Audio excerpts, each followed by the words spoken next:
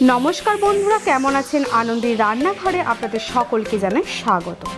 জানেন তো বন্ধুরা, এই রোজ রোজ না একঘেয়ে রান্না করা আর ভালো লাগে না। তাই ভাবলাম আজকে কিছু রান্না করব না, শরীরটা খুব ক্লান্ত লাগছে। কিন্তু ও বাবা, যেই বলেছি অমনি দেখছি কর্তা মশাইয়ের মুখটা গোমড়া হয়ে গেছে। কারণ তিনি তো ভাত ছাড়া চলতে পারে না।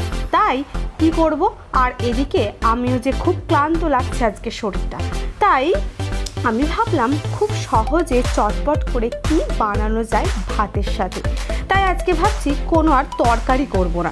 তো দেখুন বন্ধুরা, কিভাবে যেদিন আপনাদেরও এরকম আমার মতো পরিস্থিতি হবে, কিভাবে কর্তামশাইদের মুখে গোমড়া মুখটা হাসি মুখ করে তুলবেন, তো এই পদ্ধতিটা শিখে নিন। তাই আমি একটা নিয়ে নিয়েছি, এখানে তেল লঙ্কা করেছিলাম, তাই সেখান থেকে একটু লঙ্কা নিয়ে নিলাম আর অল্প করে কাঁচা লঙ্কা কুচিও দিয়ে দিলাম। তারপর আমি এখানে ভাজা মশলা করেছিলাম, সেটা এখানে দিয়ে দিলাম, আর বিট লবণ সেটাও দিয়ে দিয়েছি।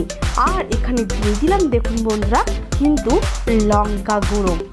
তো বন্ধুরা, এটা কিন্তু আপনারা খেতেই পারেন, দারুণ কিন্তু খাবার। তবে এর সাথে অবশ্যই অ্যাড করবেন কিন্তু একটুখানি আলু ভাতে আর শুকনো ভাত, আর তার সাথে এইরকম খাবার।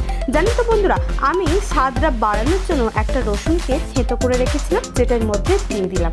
তারপর আমি এখানে কিন্তু লেবুটাকে খুব ভালো করে মধ্যে পিষে দিয়ে দিলাম।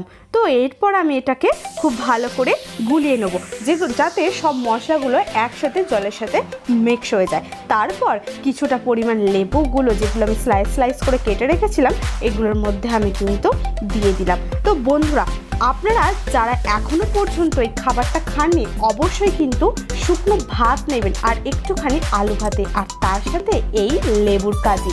ব্যাস, ব্যাপারটা পুরো জমে যাবে, তাই না বন্ধু?